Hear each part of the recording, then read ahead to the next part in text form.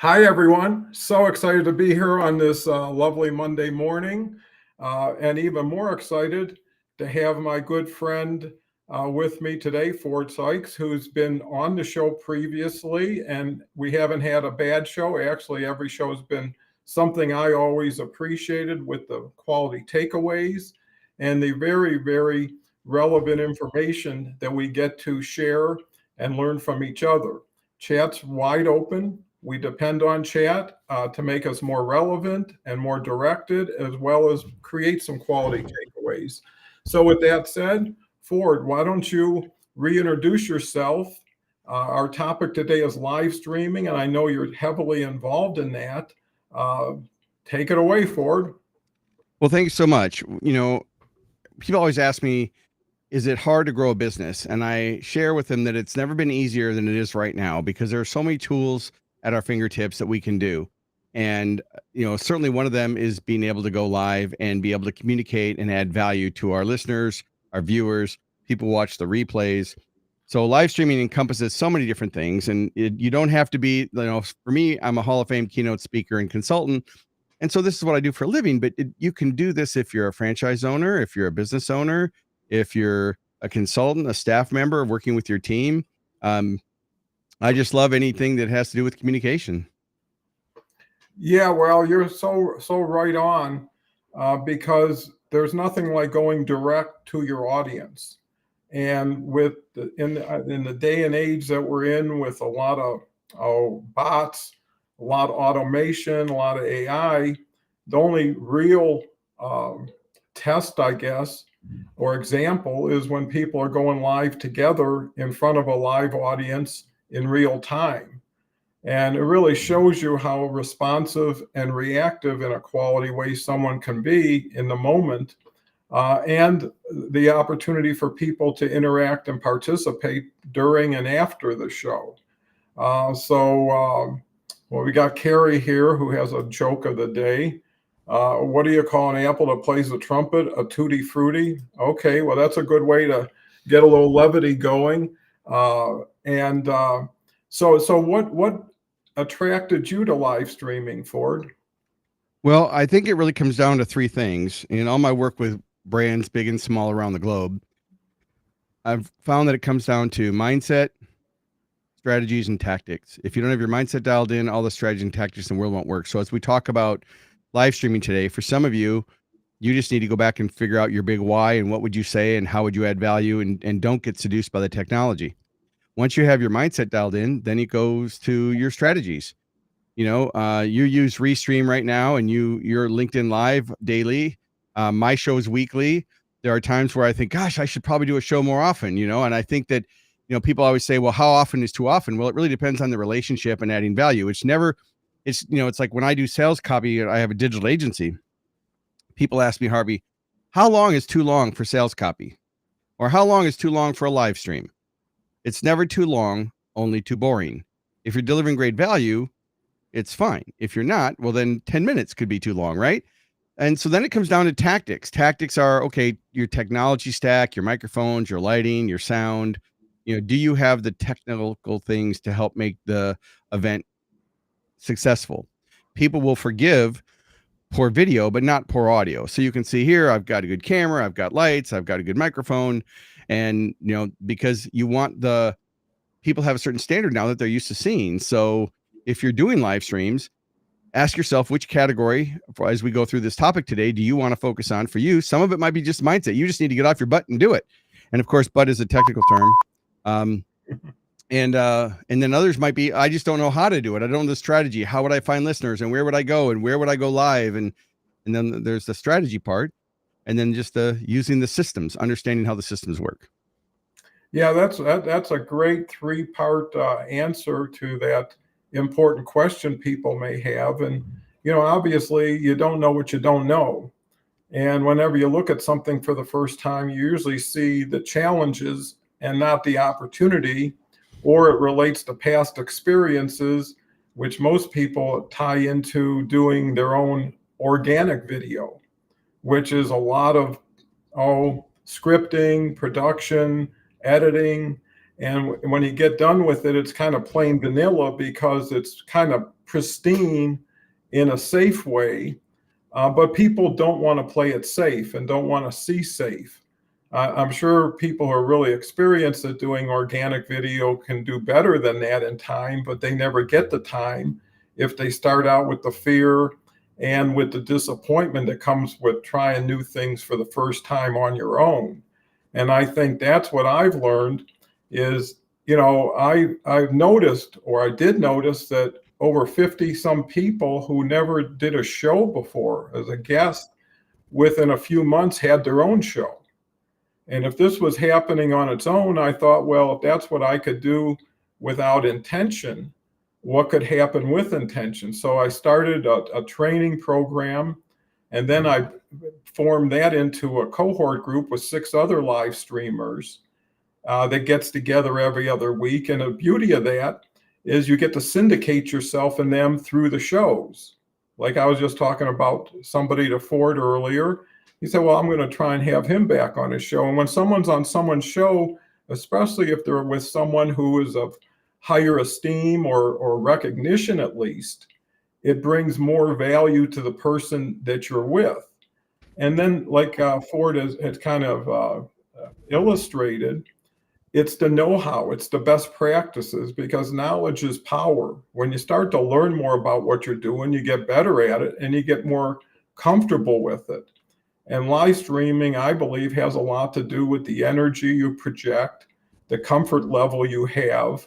And, if you can be more natural, more authentic, that really gets people's attention, because what they're seeing is a person who's responding to the audience, responding to the person they're next to.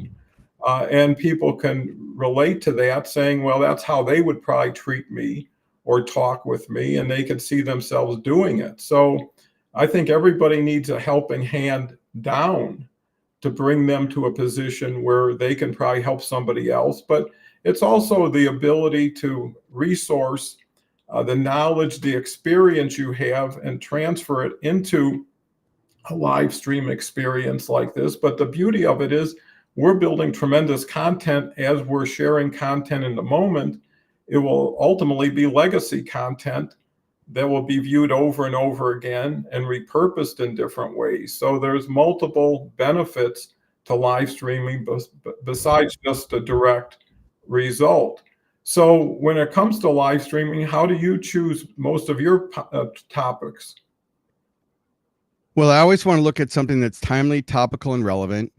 I always ask myself, what problems does my ideal client have?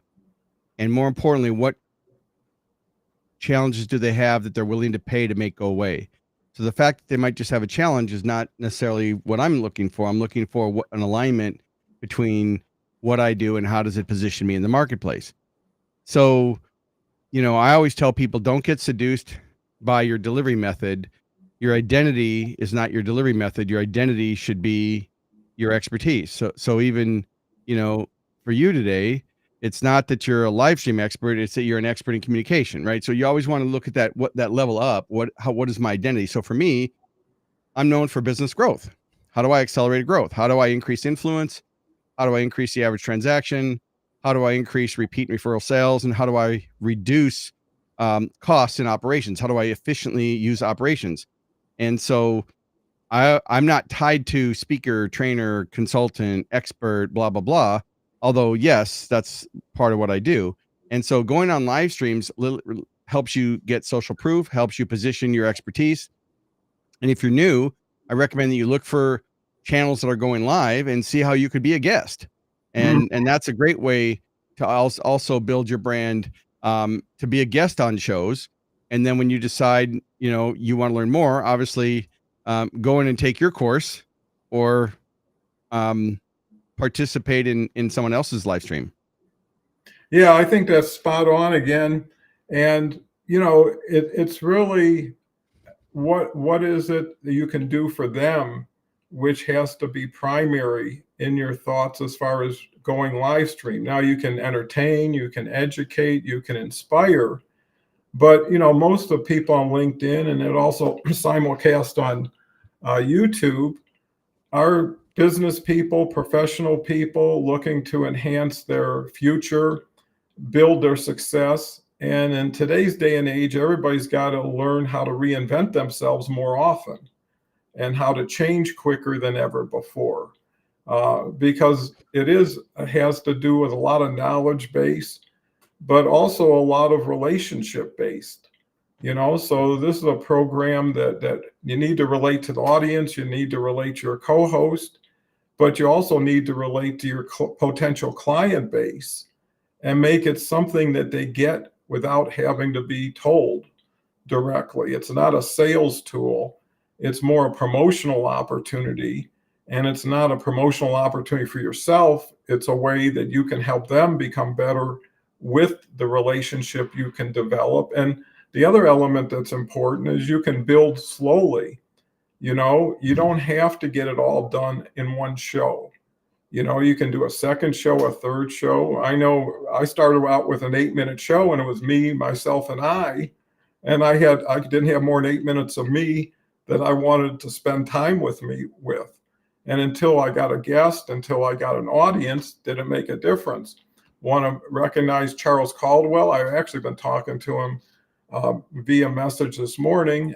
He's a high level educator out in Hong Kong. He works with the largest English speaking school system in Hong Kong and has done tremendous things in business prior to that. And looking to have Charles on this week, probably tomorrow or Wednesday, with another co-host. So thanks for being here, Charles. Hope you can make it on the show. Charles has been a big promoter of mine and the show for about over a year and a half. And, I think that's another opportunity that if Charles wouldn't have popped in today, I wouldn't have really thought of, is relationships can extend for a long time. These are not frivolous, just people kicking the tires, but people have common interest in mind and can find ways to come together. And by doing shows on a peer-to-peer basis, it's easier to build something from there because everybody's had a chance to work with someone directly. And that's important. So I look forward to hearing back from you, Charles. Always glad to hear your comments. And it is fascinating. It's somebody in Hong Kong, which would be, I don't know how many hours, but probably closer to midnight, I would think, Hong Kong time. And that's one of the reasons Charles wants to be this week is the hour is going to change, which is going to make it harder. And that's what he reached out for. So what has been your surprise benefits being received on live streaming, Ford, that you didn't consider going in? Well, one is you get access. So for all of you watching right now, I'd love to have you ask questions. I mean, we've got the show here. We're here. We can certainly talk back and forth. But one of the advantages is to be able to access the hosts. Now, obviously, we want you to be respectful in the chat. Obviously, Don's monitoring the chat, so I only see it if he allows it to show. But certainly, if you have questions, this is your chance to get direct access live. And so that's one of the great things about going live. So the benefits are you get access. Number two, you expand your reach, right? So I'm on this show right now. I didn't know Charles. Charles didn't know who I was. Now he can Google my name and he can say, well, who's this Ford Saeks guy? I want to see who he is. I'm going to go to his LinkedIn profile. I'm going to connect with him. So it's a way to expand your influence, build social proof, build your authority, practice your media skills. Because one of the things, if you're ever going to be on national media, is you need to be able to answer questions in short sound bites, unlike I'm doing here. So just want to say that the benefits are far reaching, but you need to be strategic and tactical about it. Absolutely. And, being in the shadows is not a great place to be, especially if one takes the time and the interest in order to participate in a show. And I think just what Ford said, which is so important, is, you never know who's watching.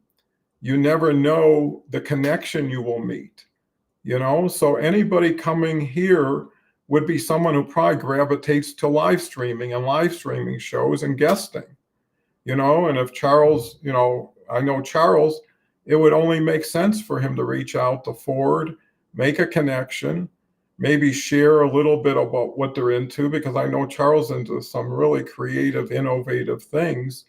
And has a wonderful background of quality experience, would probably make a great guest on on Ford's show.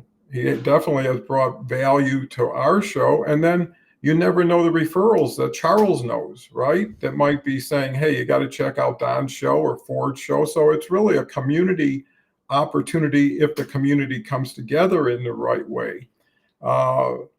Anyways, oh, this must be, I don't know who. Anyways, that's not a Ford. You know, how has it surprised you in the people you've had a chance to meet that you might not have met any other way? Okay, so as I said in the opening of the show, I'm known as a business growth accelerator. So I look at things from how do I add value and make a profit? And so one of my methods of reaching out from a speaking standpoint, so I'm a keynote speaker, a Hall of Fame keynote speaker, one of only 200 people in the National Speakers Association. And it doesn't really mean anything, just means I've been recognized for the ability to deliver value on stages for decades. And what I use my show for is prospecting. So Don, what I do is I make a list of my top 100 organizations that I want to speak for.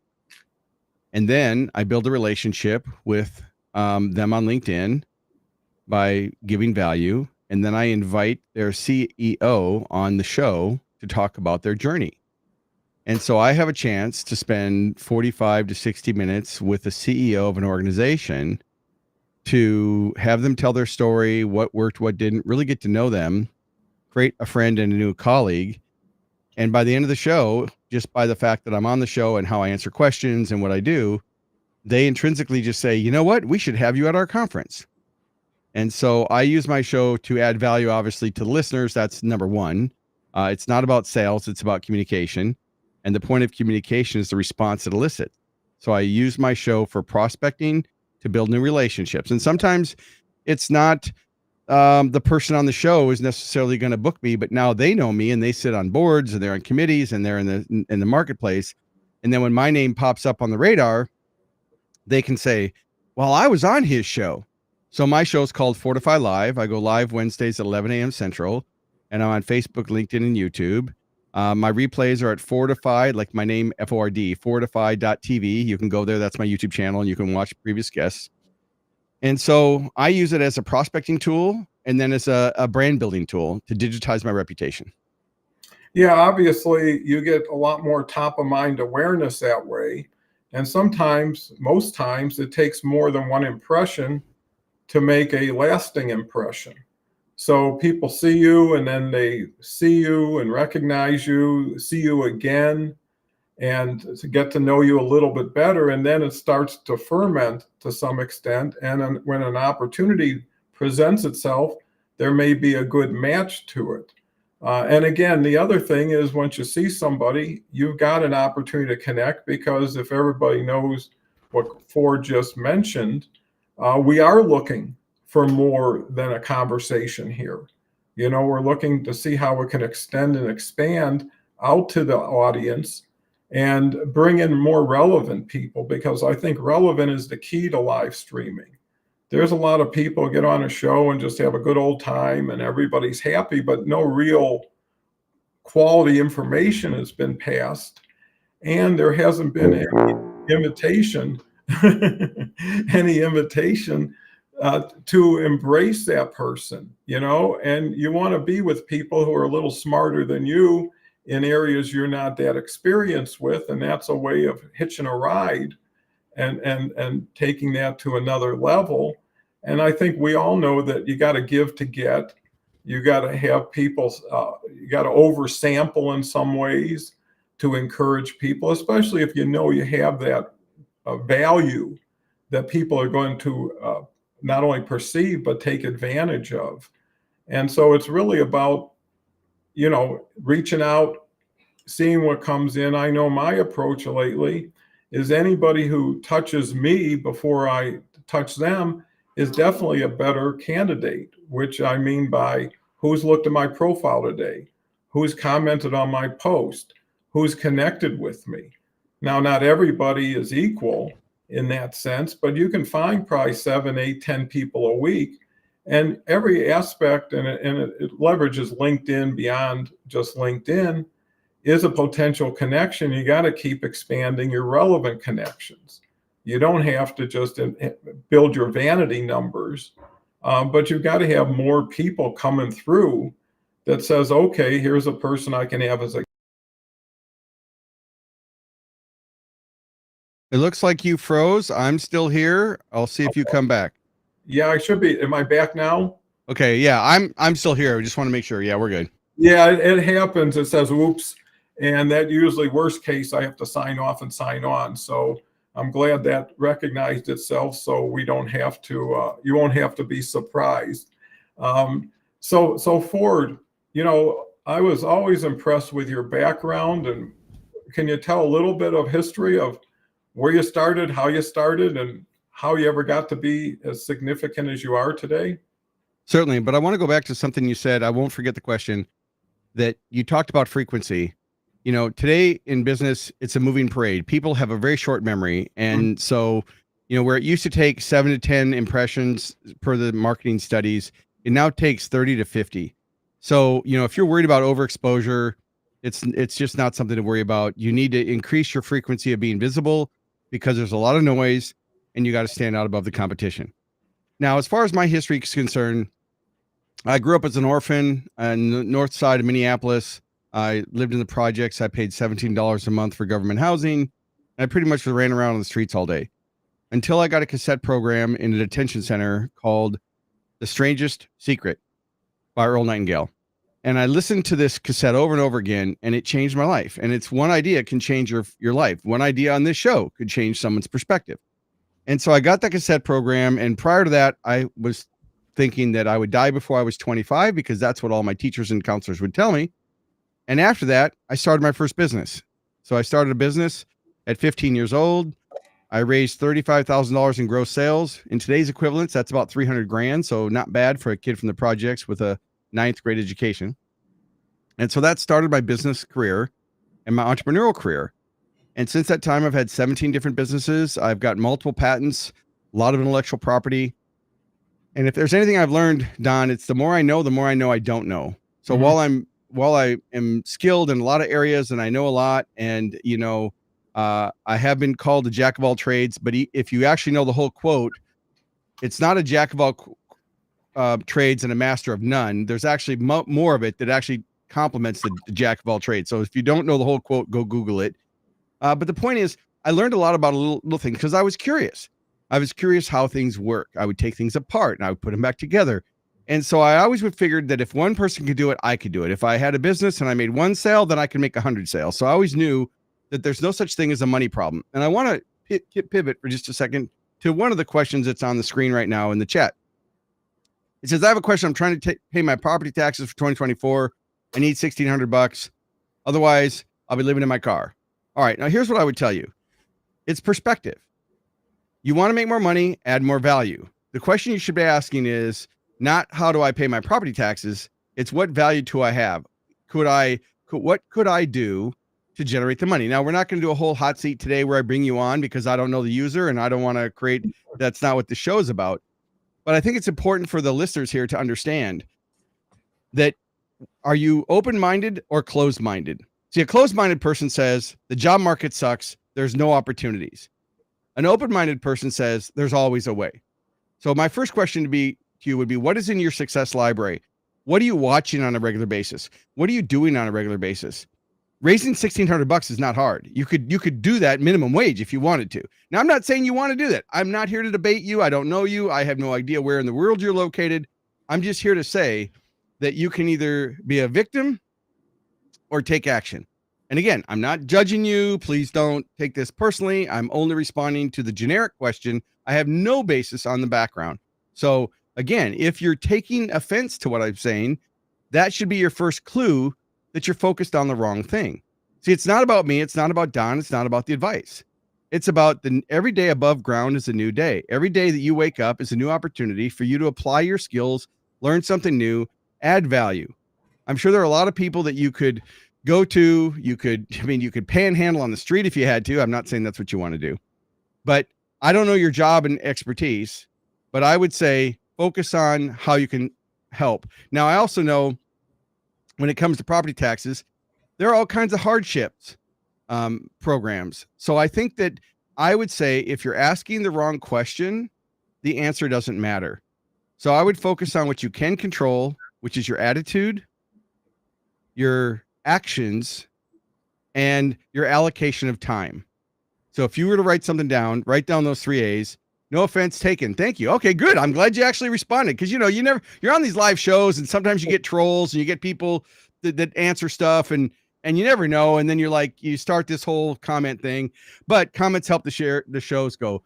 So I would say that the key point is ask yourself, how are you focused on your time? Are you spending your time in the highest and best use of your time? What problems could you solve that people will pay to make go away? Could you be a consultant? Could you be a laborer? What could you do? Okay, with your skills. I'm sure there are people that you could do that to. And then your attitude. I would say, what is in your success library? And of course, subscribing to Don's show is one of the first things you should do. If nothing else, if you probably have more time than money, subscribe to Don's show or subscribe to my show at fortify.tv and participate in getting new ideas because Don said something earlier that knowledge is power. And I almost wanted to interrupt him and tell him that knowledge isn't power. See, knowledge isn't power. Okay. We all have access to ChatGPT now. We all have all the knowledge at our fingertips. We have 500 years of knowledge at our fingertips. AI is 500% smarter than the smartest human. All boats rise with the tide. No one, this is BS now, which stands for belief system. No one struggles with knowledge. It's the application of knowledge. So knowledge by itself isn't valuable. I mean, I've got 500 books sitting behind me, of which I've read maybe 300 of them, 200 of them. I probably haven't even cracked the cover, but they're there. And I know that if I need something, I want to spend my time on the highest and best use of my time. I want to go to one of those books and do it. Now, I know our topic today is live streaming, but this should be an example for a live stream, how you don't know what your guests are going to ask and that you can't drink from an empty well. So I have a deep well. You can ask me a question about anything. And if I don't know, I'll be sure to tell you, you know what, Don, I don't know. What do you think? Because the scariest people to me, and I'll stop here, are the people who think they know everything, but they don't know what they don't know. Those are the scary people. The people who act like experts and they want to be a know-it-all and they want to one-up every conversation and they want to one-up everything, but they're not even humble enough to know that, you know what, maybe I don't even know what I don't know. And so with that, I'll turn it back over to Don, but I hope you guys do ask questions because, you have access.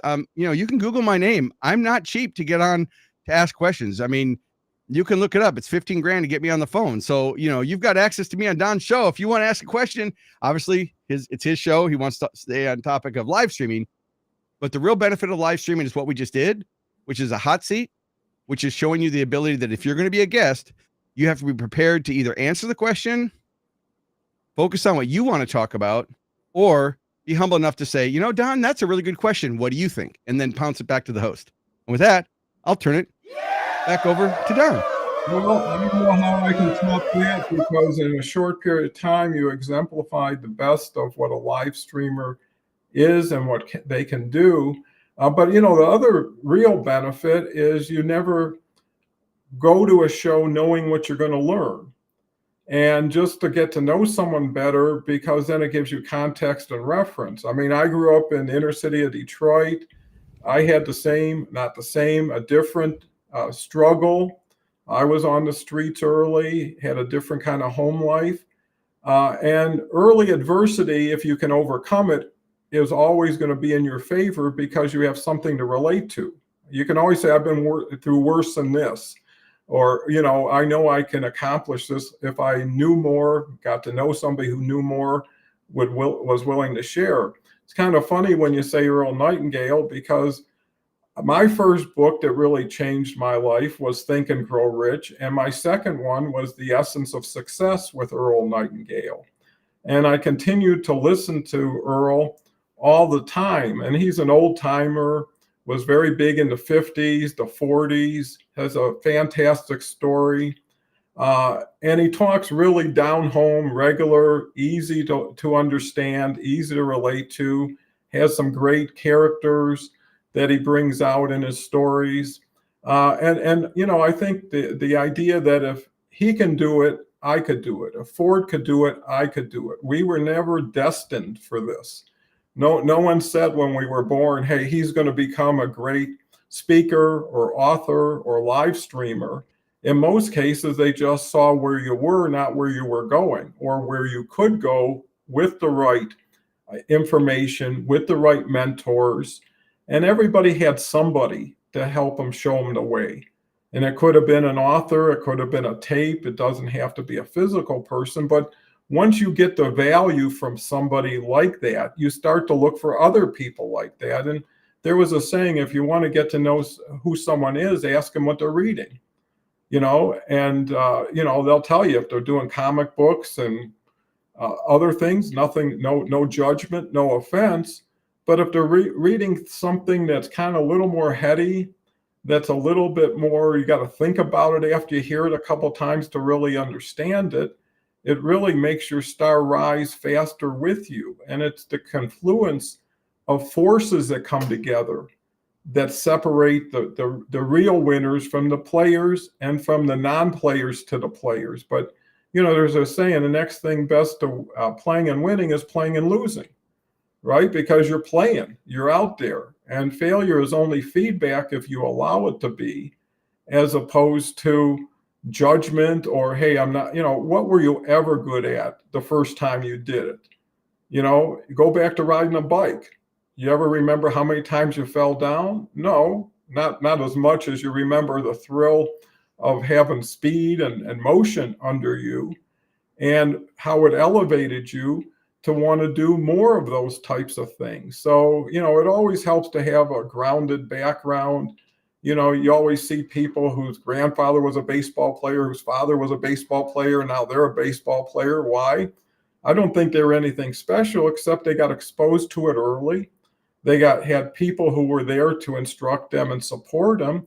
And that goes for everything besides baseball. And I know Ford always makes a big case for multiple streams of income. Don't put all your eggs in one basket, and if you can get better as you're doing whatever you need to do in order to do what you want to do.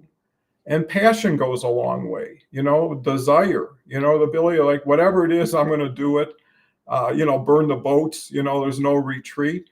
But you're finding out it's not blood and guts. And usually you're your harshest judge of what you do. And you always think you project that on everybody else must know I'm weak. I'm not as smart. I'm not as this. And if you keep putting that loop through your head, eventually it'll take you down, and I think taking one day at a time, like Ford says, attention spans are short. You need to do more than you think you do. I always found most situations, especially in business, take longer and cost more than you anticipate. And when that happens, after a while, it's not a surprise. It's a matter of where and when, and how do I deal with it? And the last thing I'll say before turning it back to Ford is, it's not how many times you fall, it's how fast you get up. It's the recovery. So many people take one loss and that's the end. I listen to an Audible every morning when I do my long walk. And today was Al Pacino's story that just came out a few days ago on Audible. And it shows where he started in, mean streets of New York. All of his buddies died by the time they were 21. And he ended up finding the theater, and that changed his whole life. So you never know when that opportunity, that ability to pivot comes through. So, you must be really gratified for it, looking back and looking at where you are, but probably even more excited to see where the future could take you. Yeah, I think it's important too. I mean, I want to reset for a second, everybody, because we're talking about live streaming, and we're actually showing you and doing it too at the same time. And I know that when I work with clients, they ask me two things. My consulting is not cheap, and they'll say, well, if you're so great, why don't you just take a percentage of what I make, and then you'll make more money than you would with a fixed fee. And the problem with that is that I'm not responsible for their execution. Mm-hmm. So I'm responsible to them, not for them. So they have to pay me. That's the way it works.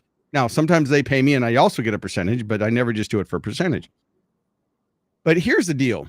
When it comes to anything you're going to do, whether it's working out, eating better parenting, better family, better life, better, more income, whatever the on your success board relationships, religion, spirituality, finance, travel, romance, whatever it is for you.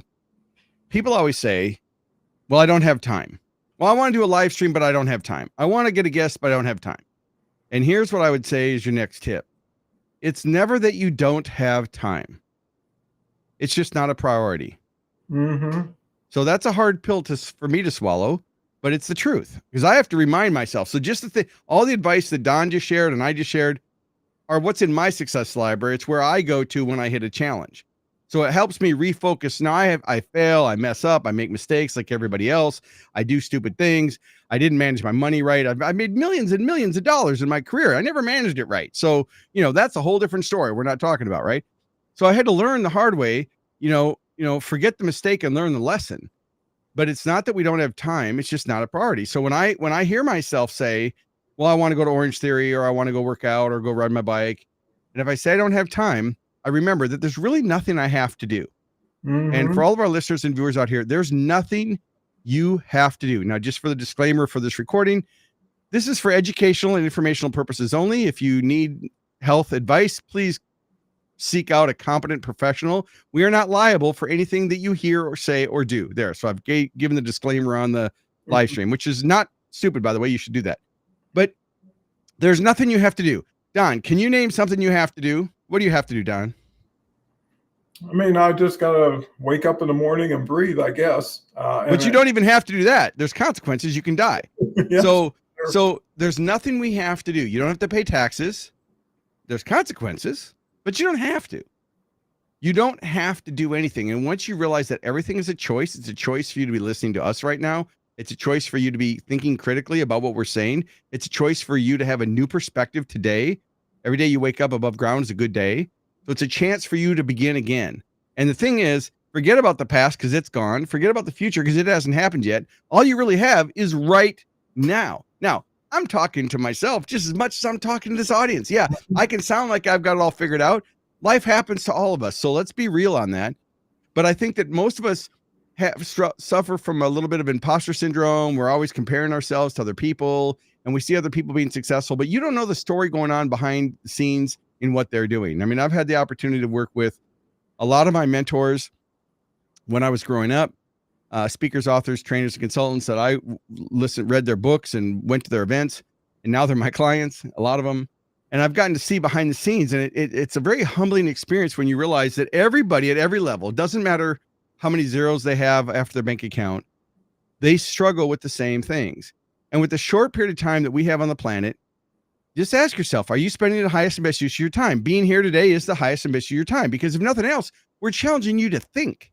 Mm-hmm. And that's really what live streaming is. It's an opportunity to have your listeners think differently, learn something. And maybe it's just that you don't want to do it that way. Maybe you're here just to learn, you know what? I don't want to live stream. I don't want to learn how Restream works. I don't want to learn how StreamYard and the cameras and all this other stuff works. I'm comfortable. Great. Then you learn something new. But if you're not applying anything, if you're spending your time just on TikTok, now I spend some time on TikTok, but I usually do micro learning. I search for key topics that I want to learn about, not just wasting time and time and time. But I would just ask yourself, it goes back to keep it simple, get complicated later, focus on what you can control. And that's what it comes back to for me. It's my attitude first, my allocation of time, and the third A, I just had a brain fart. But I want to know, am I allocating my time properly? My attitude, my actions. That's my last one, was the actions. What am I actually doing? And thinking about it isn't doing it. Thinking about it doesn't get it done. Taking notes doesn't get it done. Reading a book doesn't get it done. Going to a seminar doesn't get it done. Get it done is when you actually take action. And the challenge is, and I work with a lot of health and fitness brands in my business, and 50% of the motivation of a person who's going to be a member of a health club goes out the door as soon as they join. They sign up for the YMCA or Anytime Fitness or Orange Theory or Planet Fitness or whatever. 50% of their motivation goes out the door. 50% of the motivation goes out the door as soon as you sign up for Don's coaching program to learn how to do live streaming. You wanted to do it. 50% of the motivation goes out the door because your brain says, I took action. The problem is you didn't take an action that's actually going to apply. So, just be a critical thinker. If you have a belief that isn't serving you, get some new beliefs, build your success library, put good things in it. Don's got things in it. I've got in it. And Don's part of my success library. If I need something, I can send an email to Don and say, hey, Don, I'm struggling with this. What do you think? And so you really do become the network of who you hang around most. That's been said for, eons and eons. But who's in your inner circle? How much money do they make? And if you don't have people that are more successful than you in your inner circle, maybe it's time to get some new people into that circle. And, if you're hanging around toxic, negative people, you're going to be toxic and negative because misery likes company.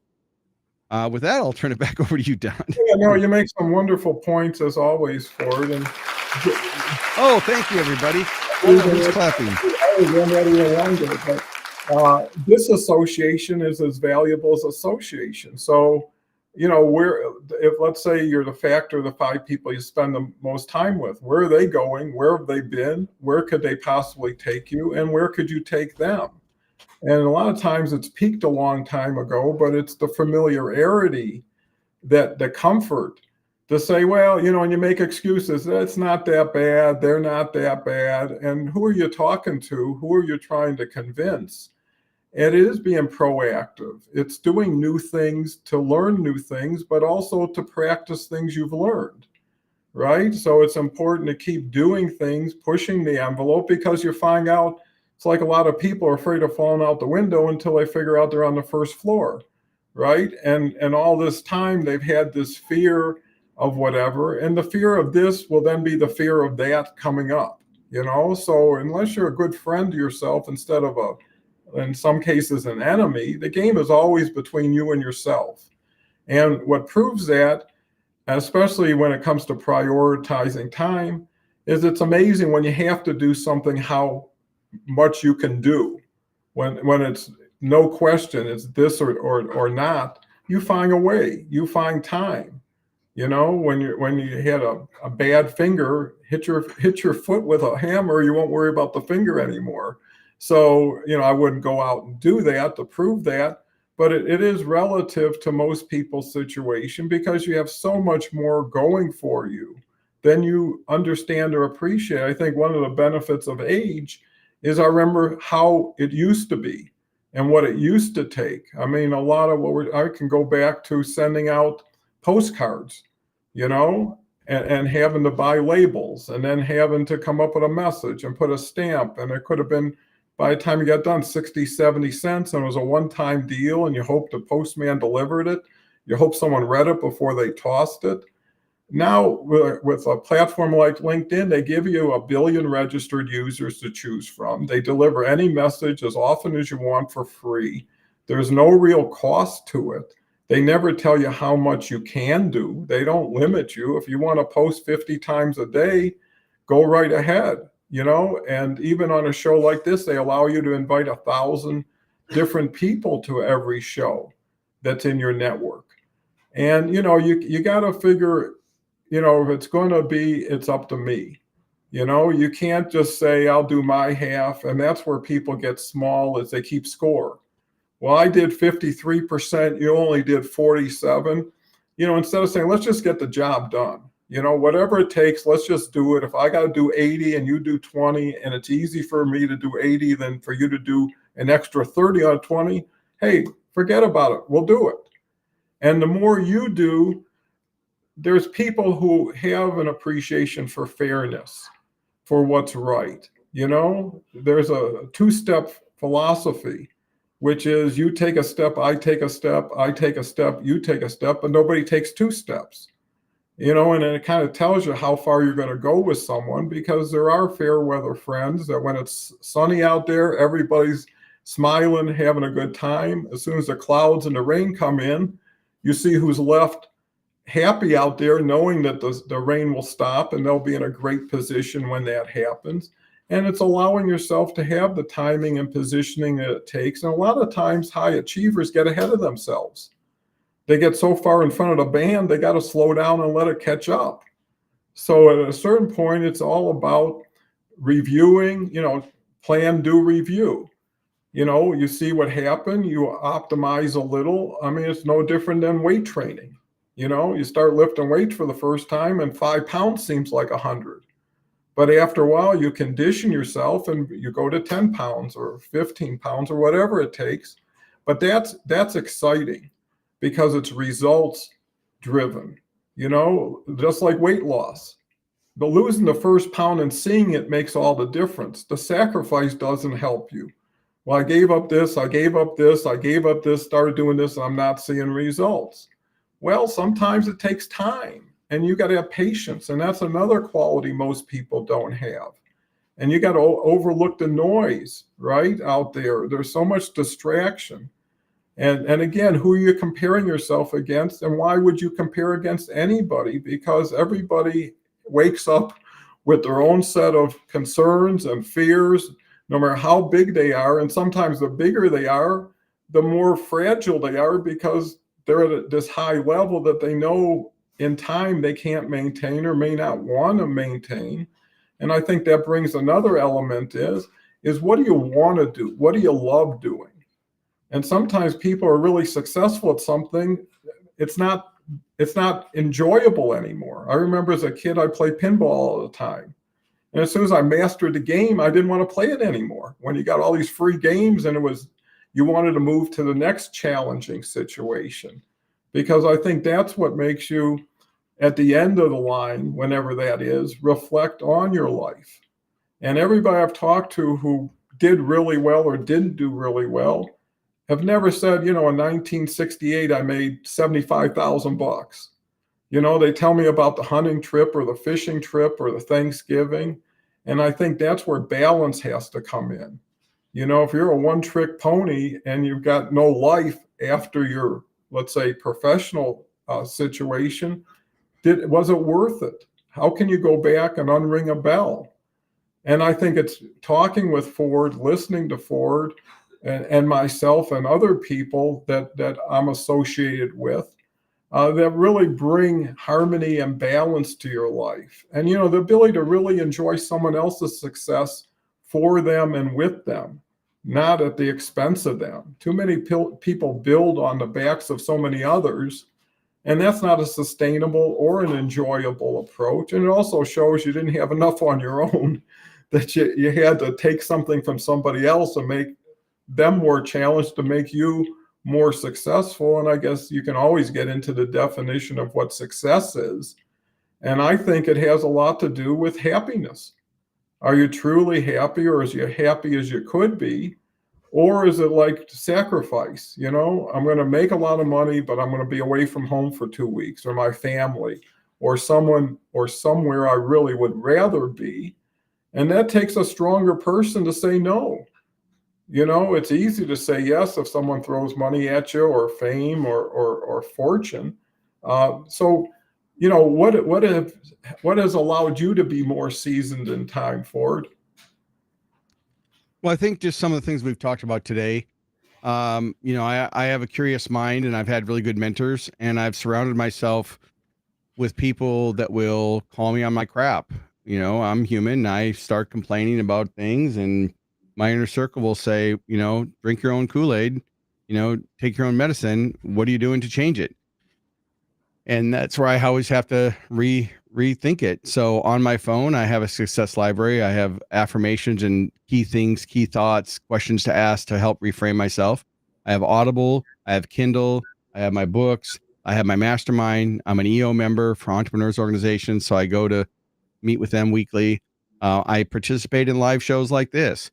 And because this helps keep me grounded and helps me rethink and reframe and refocus what I'm doing. And so with the time we've got left, we've covered the mindset piece pretty much in depth. We talked a little bit about strategy on, why would you do a show? Because you want to add value. You want to build the listeners. You want to prospect. You want to learn. And so I'd like to ask some tactical questions, or if the group has any tactical questions, by all means, put them in the chat. But technology. So Don, what are some of the technology changes that you've made since you went live to make your live shows more effective? That's a great question. And most of them all relate to time efficiency. I can remember I did my first post on LinkedIn, which was about, 9-10 years ago. It took me hours. Why? Because I didn't know how to do it. And I had to refer to information. Slowly it got down to 15, 20 minutes. So with that said, I figured out how can I, what is that saying? The great is at the expense of the good, or whatever that saying is. Let me get back to this. Is to really focus on how much you can do and what. And again, we talk about time and what period of time to make it genuinely worthwhile, right? If something's going to take you 3-4 hours every day, it's too much, especially if it's every day. I could see exceptions. And the technology is really learning the technology that you're already on. Restream changes all the time. LinkedIn changes all the time. They add features. They promote certain things better than other things. You learn more of what not to do as you get better at it. Right. And not to do it with certain people. So that's a savings of time. You get away from the interesting to the relevant, and having fun to really making progress. And how does everybody look at things from a strategic standpoint is, what will this add to the puzzle I have, or will it take away from it? And, being in retail for a long time and being in e-commerce, I learned early on that any store size can only house so many SKUs. And if you brought too many in, you would crowd out the other ones and it wouldn't have the same look. So if something came in, something usually had to leave, and there's usually something at the lowest end of the totem pole. But it was a choice where most people, I'll take all of it. It's like a buffet. And now they have so much they don't do anything with it. And it's really about keeping it simple, starting at the beginning, understand there's a middle and an end to it. If you get to the end too fast, you probably skip too many parts along the way. And it's also being able to absorb the right things from the right people. You don't swallow from or drink from a fire hydrant.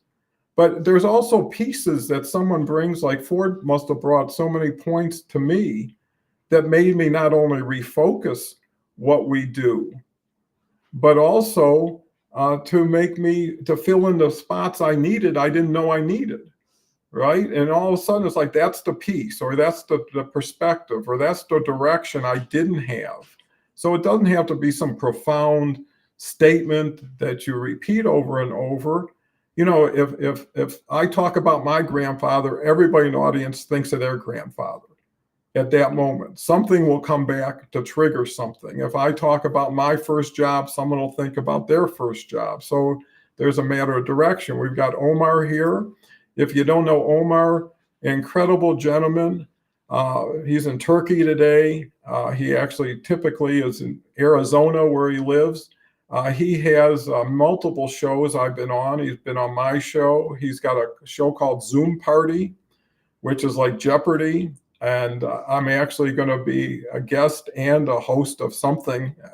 Omar keeps providing a lot of opportunities to me, and I provide opportunities to Omar. And what you'll find even about this show, how it's evolved, to Ford's earlier question, I'm only working on the show with people I'm working with, right? So my feeling, if it has no future, it has no present, right? If where you are is all you're ever going to get, why bother? Why open that can if you're never going to eat from it? And a lot of people don't know that. A lot of people, well, that person sold 1 million books and that person's famous. Well, what has that got to do with you? Right? And what could it do for you? And in turn, once you figure that question out, what can you do for them? Because there has to be an exchange of value to be sustainable. And you may be able to complement what someone's doing, reinforce it, just bring a piece of the puzzle. That's all they want. And it's another thing. It's not what you do, it's what you can help someone else do for themselves, because that's the real value. To be a star and it doesn't transfer, it's just entertainment at that point, or it's interesting. So thank you, Omar. Love to hear what you're doing on Turkey. I guess you're taking a European trip. And I believe travel's another element. And you could travel physically, or you could travel through books or information. But it brings a whole different context than sitting in a room by yourself with tunnel vision. trying to figure something out that you haven't figured out yet. And usually somebody else will be the motivation or stimulus to get you out of the rut, to get you moving. And I think that's important, is trying new things all the time. You can always bring yesterday back tomorrow, right? And you say, hey, today I'm going to try something new. My wife said last week, why don't you do it without a hat? So I said, fine, I'll do it without a hat. I don't have a problem with that. And change is nothing you should fear. Too many people wait until it's too late, and then they start making changes. Well, if they never got into the, rhythm of constantly making changes, even if it's little changes, and they compound, little things done right over time can make a huge difference, and it gets you in a discipline. Once you know good, you can't go back to bad. You just know better. That's that whole saying, better to be in the dark than move into the light and go back to the dark. So I know we could talk forever. We're up to about 55 minutes now. And I see live streaming, and that's where we started, as coming kind of full circle from a standpoint of getting direct benefit. Just me and Ford talking with each other is valuable and enough to help each other, bring in an audience that's present, and now you've helped other people, and that may ripple through them. But then future shows, it's kind of funny, I haven't done really anything to promote my YouTube. I got over 40,000 views already on my videos, and I didn't have that much a year ago. And a year from now, they'll just be 100,000 possibly. So you never know what you're launching and where it's going. So Ford, final thoughts? No, I just think it's great to be here. I appreciate being a guest, and when you need a guest, let me know. And I appreciate everybody. If you want to connect with me on LinkedIn, if you're watching this, just Google my name. It's Ford, Ford. Last name is Saeks, and just go check me out and connect with me on LinkedIn and watch my show. I go live Wednesdays at 11 a.m. Central. And thanks for having me. Well, my pleasure. It's always an honor, and I definitely have you on the top of my future list of live shows, and look forward to expanding our collaboration whenever possible. And want to thank Ford, because to Ford's point, you're never going to get this kind of information by going directly to Ford, right? You're not going to be able to scrape up 10 grand, 15 grand, whatever it is. And no one expects you to, in a situation that says, hey, I honor you by saying I have watched your show. I have seen you on Don's show. I loved your invitation. I want to take advantage of it by connecting with you, sharing a little bit about myself. And if there's alignment and reason for being, there will be, and I think knowing that gives you hope. And hope is so essential, to success. There's a saying, faith is the belief in the invisible, and if you know it, feel it, and haven't accomplished it yet, it just means you got a little bit more journey ahead of you. And why not enjoy the ride? Why not find value in little things that most people don't see or don't look for? And that could be the distinction and differentiation between you and the field. And you want to be an individual. You want to be unique in a way, but also a collaborator in all ways. So with that said, I want to thank everybody. Come back tomorrow. I just love Ford. I mean, I made it because I relate to him just like I relate to myself. And, there is something to birds of a feather. So with that, Ford, thank you again. Can never thank you enough. And